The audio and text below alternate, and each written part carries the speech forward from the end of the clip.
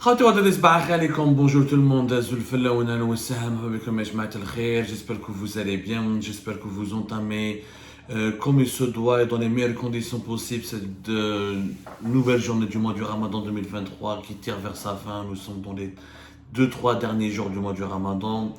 L'Aïd al-Fitr 2023 devrait être prononcé peut-être vendredi selon plusieurs prévisions. Et donc il est possible que nous terminons demain, Inch'Allah, ce mois de Ramadan 2023 qui a été particulièrement difficile et dur sur le plan économique notamment et sur le plan social avec plusieurs signes de l'appauvrissement et de la paupérisation de la population en Algérie. Nous en avons parlé tout au long de ce mois de Ramadan sur Algérie Part, plusieurs éclairages, plusieurs analyses. Nous avons essayé d'explorer ensemble les problématiques de la situation économique dans notre pays. Je pense que je pouvais pas commencer, ça fait plusieurs jours que je réfléchis au sujet de cette émission.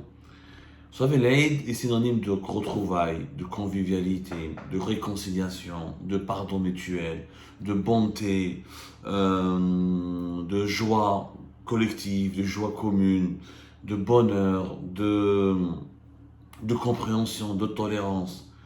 Toutes ces belles valeurs et ces belles situations, ces beaux sentiments, une catégorie de notre population ne pourra pas les ressentir.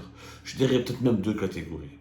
Les exilés politiques comme nous, qui ont été arrachés à leur pays, qui ont été contraints de quitter leur pays pour de couper les ponts avec leur pays parce qu'on était on faisait l'objet d'une répression politique et sécuritaire inqualifiable, injuste.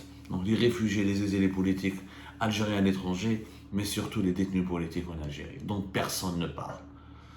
Personne n'a parlé du ramadan des détenus politiques.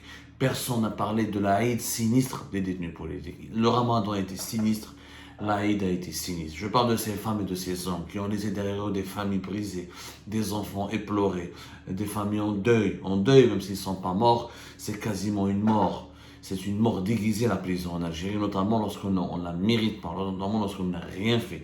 Il y a un détenu politique qui n'a rien fait. Qu'est-ce que c'est qu'un détenu politique? On est obligé à chaque fois de le rappeler parce qu'en Algérie, malheureusement, ça s'est banalisé et plus personne ne parle d'eux, à l'exception de quelques avocats, de quelques collectifs comme le Comité national de libération des détenus qui sont beaucoup moins suivis, beaucoup moins soutenus, beaucoup moins appuyés, beaucoup moins encouragés aujourd'hui. Quelques activistes qui se sont spécialisés dans la promotion des droits et de la parole et de la cause plutôt des détenus politiques, mais ils ne sont plus là. Kemazaki Hanach, lui-même il est exilé réfugié en Tunisie.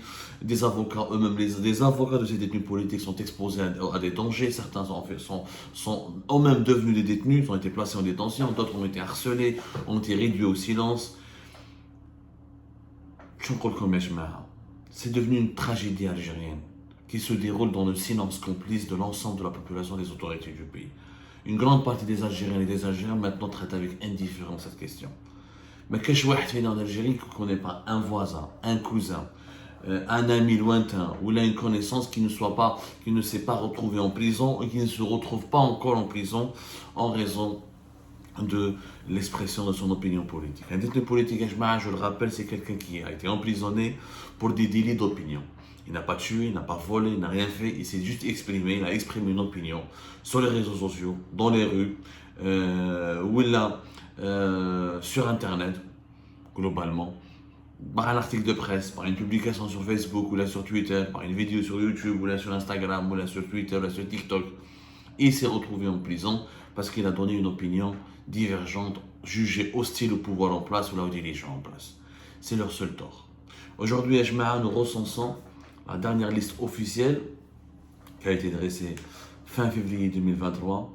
Nous avons recensé, plus exactement à travers toutes les vérifications que nous avons entamées, au moins 205 détenus politiques. 205 répartis sur l'ensemble, originaires de l'ensemble du territoire national, d'Alger, Oran, Blidat, Bessar, Rizan, Khanchla, Chlef, Mdia, Boumerdès, Ain Timoujin, Larouat, Msila, Ourgla, Bourj-Bouarérij, Béchar, Biskra. C'est-à-dire peut-être les détenus politiques sont aujourd'hui la seule catégorie politique qui est réellement représentative de l'ensemble de la population algérienne. Ce sont des gens, encore une fois, qui sont en prison pour avoir participé à une activité politique, pour avoir exprimé une adhésion à une idée politique, pour avoir exprimé une opinion politique, quelle que soit la radicalité de cette opinion. Une opinion reste une opinion. Une opinion n'est pas un acte. Une opinion n'a pas de danger. Sauf s'il s'agit d'un appel à la haine, à prendre les armes. Et ce n'est pas le cas malheureusement dans la majorité écrasante des cas, y compris les militants du mouvement pour l'autodétermination de la Kabylie, le MAC, qui ont été emprisonnés, n'ont pas appelé à prendre des armes, ils n'ont pas appelé à foutre, à mettre le pays à feu et à sang. Ils ont exprimé des idées, certes radicales, que nous ne partageons pas, que nous ne pourrons jamais partager. Et on ne peut pas les mettre en prison parce qu'ils ont des idées différentes que les nôtres. Il y a le débat démocratique, il y a le débat d'idées, d'autant plus qu'ils représentent une minorité qui n'a pas d'impact majeur sur la sécurité nationale. Je vais donner quelques noms à ces détenus politiques, parce que je fais et leurs familles nous regardent, et leurs proches nous regardent, et leurs amis, leurs épouses, leurs enfants, leurs voisins, leurs cousins nous regardent. Sachez que nous pensons beaucoup à eux. Je sais que c'est très difficile pour vous. Les mamans, les familles, les proches, les épouses, les époux, les enfants, les voisins, les amis de ces détenus passeront par des moments, passeront un aide très sinistre, très très compliqué. Personne ne viendra frapper à leur porte pour demander de leurs nouvelles. Ils attendront toute la journée un coup de fil pour savoir est-ce que leurs proches vont bien ou pas en prison. Ils devront aller en prison, ils devront passer l'Aïd en prison pour aller adresser leurs vœux de l'Aïd à leurs proches qui sont emprisonnés. Ils leur parleront que derrière une vitre froide, sale, à travers un téléphone, sous la surveillance des agents de l'administration pénitentiaire, les enfants ne pourront pas embrasser leur père, le père ne pourra pas embrasser ses enfants, la femme ne pourra pas prendre son mari dans ses bras, l'homme ne pourra pas témoigner toute son affection et son amour à sa femme, la maman ne pourra pas recevoir un baiser sur sa tête de la part de son fils ou de sa fille qui est en prison, elle n'aura que ses mouchoirs pour sécher ses larmes. Mais encore une fois, ce qui est scandaleux, c'est que ça s'est totalement banalisé. Totalement banalisé. Là, c'est devenu aujourd'hui banal. Tu rentres en prison pour une simple opinion. Quand une personne, voilà, deux personnes rentrent en prison pour une opinion, le bled qui t'adore, la presse t'adore, la Ligue algérienne des droits de l'homme, ou Malabedish, ou des rassemblements, des associations, ou avec une médiatisation internationale. Aujourd'hui, rien. Aujourd'hui, nous n'avons plus de Ligue algérienne de défense des droits de l'homme. Elle a été dissoute. Les associations comme RAJ, etc. ont été dissous. Les partis politiques de l'opposition qui mènent MDS font l'objet d'un processus de dissolution. La presse n'existe plus. Liberté a fermé. Le Watan a été domestiqué. Nous vivons dans une époque tout simplement terrible et terrifiante. Terrible et terrifiante. Ça s'est totalement banalisé, Wallah, ça s'est totalement banalisé. Les sont devenus un passage obligé. Obligé, c'est devenu, personne n'y peut quoi que ce soit. T'es en prison, t'es en prison. Voilà. Parce que l'ensemble de la population algérienne estime qu'elle vit déjà dans une grande prison à ciel ouvert. Donc quand on soit dans la grande prison à ciel ouvert ou dans la petite prison qui est enfermée sous l'enfermement, qui est grillagée, clôturée, pour les Algériens, il n'y a pratiquement plus aucune différence.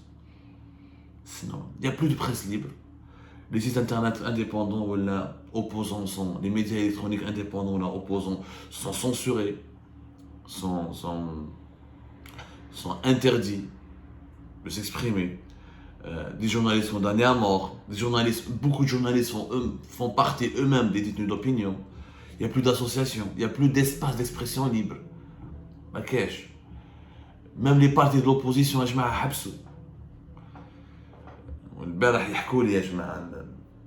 parce qu'il a consacré un article à une réunion tenue entre le LCD ou le CPT à Madame Zoubida Assoul, quelques petites réunions, mais le peu d'opposants qui activent encore en Algérie, le peu d'opposants qui continuent de militer.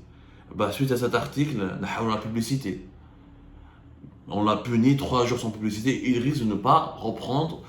Quand on lui coupe la publicité, c'est la NEP, la publicité publique, qui est aujourd'hui la principale source de financement de plusieurs médias en Algérie, parce que le secteur privé est en crise depuis 2019-2020. La publicité des secteurs privés a totalement chuté. On aura l'occasion d'en parler dans une émission pour donner quelques chiffres. C'est un étouffement supplémentaire. C'est une censure qui ne dit pas son nom. C'est une atteinte caractérisée qui ne dit pas son nom. À la liberté de la presse. Les chaînes de télévision sont bâillonnées. Plus personne ne parle de politique. Aujourd'hui, les médias algériens parlent de décollage, de vacances, de séries télévisées, de divertissement. Mais plus personne n'ose parler des libertés publiques et individuelles qui sont bafouées. Plus personne n'ose parler des libertés fondamentales qui sont totalement violées. Plus personne ne parle de de cette cause pour laquelle des millions et des millions d'Algériens et d'Algériens sont sortis un certain 22 février 2019. À savoir le changement politique et pacifique. Quel est faire le mal al-Karim. Alors, je vais donner quelques noms pour rendre hommage à ces détenus politiques, pour leur souhaiter un joyeux Eid, pour leur dire pour leur présenter nos excuses, on s'excuse. On fait ce qu'on peut. On fait vraiment ce qu'on peut. Bon, personnellement, à mon échelle, à ma juste valeur, je fais ce que je peux. Je suis à l'étranger, moi-même je suis condamné à mort, moi-même je suis quelque part un prisonnier. Je suis prisonnier d'une prison à l'étranger. Je ne peux pas voir mon pays, je ne peux pas voir mes enfants, je ne peux pas voir mes parents. Je ne peux que comprendre ces détenus politiques. J'ai peut-être plus de marge de manœuvre, j'ai plus de liberté pour continuer à me battre, mais je subis le même sort. Vous savez, il y a différentes formes d'emprisonnement et l'exil politique est une forme dure et radicale de l'emprisonnement. Je voudrais donc rendre hommage à Lounès Hamzi, à Alger, qui est d'Alger, qui est en prison depuis le 7-10-2020. Malik Riyahi, qui est en prison depuis le 8-4-2021. Mohamed Amin Shiraya, qui est en prison depuis le 27-4-2021. Sidi Ali Kmesh, qui est en prison depuis le 14-10-2021. Betna Oussama Merdassi, qui est en prison depuis le 4-7-2021. Aissam Saadia, qui est en prison aussi depuis le 4-7-2021. Azdin Maash, qui est en prison depuis le 06-10-2021. Nourdin Aksas, qui est en prison depuis le 6-10 aussi 2021. À Tizi Ouzou, j'aimerais rendre hommage aussi à Majid Fodel, qui est en prison depuis le 16 juin 2021. Bouaziz Aïd Chebib, qui est en prison depuis le 27-06-2021. Tahar Khawas, qui est en prison depuis le 10 mars 2022. Omar Bozar, qui est en prison depuis le 10 mars 2022. Également, j'aimerais rendre hommage à Zobir Bregueta, qui est en prison depuis le 14-09-2021. Je ne pourrais pas citer tous les 200, mais honnêtement, vous m'excuserez, ça me fera d'abord mal au cœur et je ne pense pas que ce serait nécessaire, mais je m'excuse. Je vais vous donner juste quelques noms pour que ces gens-là ne meurent pas un petit peu, pour que ces gens-là restent quand même dans notre mémoire et qu'on se rappelle d'eux à chaque fois. À Annaba, Zakaria Al-Moukid, Jalil Bouammar, Hassan Ouadi, Abdelkader Touil, Steve, Farid Elbar, Chouetar, Mahdi Talhi, Islam Tabbouch, Khalil Talbi, Riyad Haddad, Nassim Maoudoud, Qsantina, Mustafa Ben Jem'a, le journaliste, Yassine Ben Tayyib, le cousin, Meskin de Amira Bouraoui, Ibrahim L'Alami,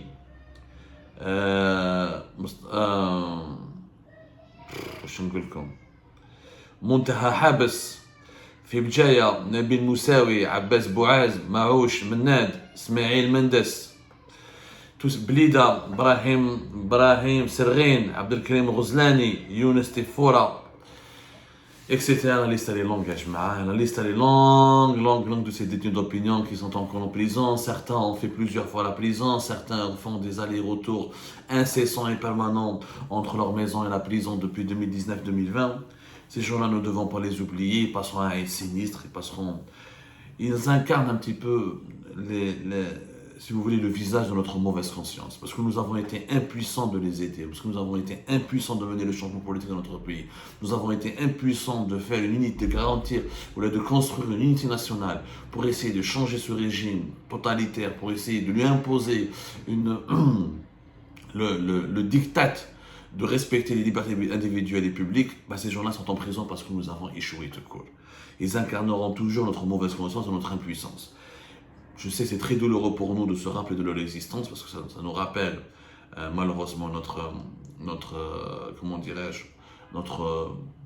notre échec. mais on doit toujours leur témoigner notre reconnaissance parce qu'ils se sont battus pour notre liberté. Ils ont exprimé des idées qui sont favorables à notre liberté.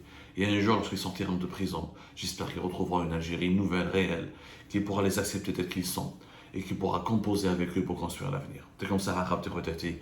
Au Rabbi Jibel Khair au Sahaïd comme à l'avance.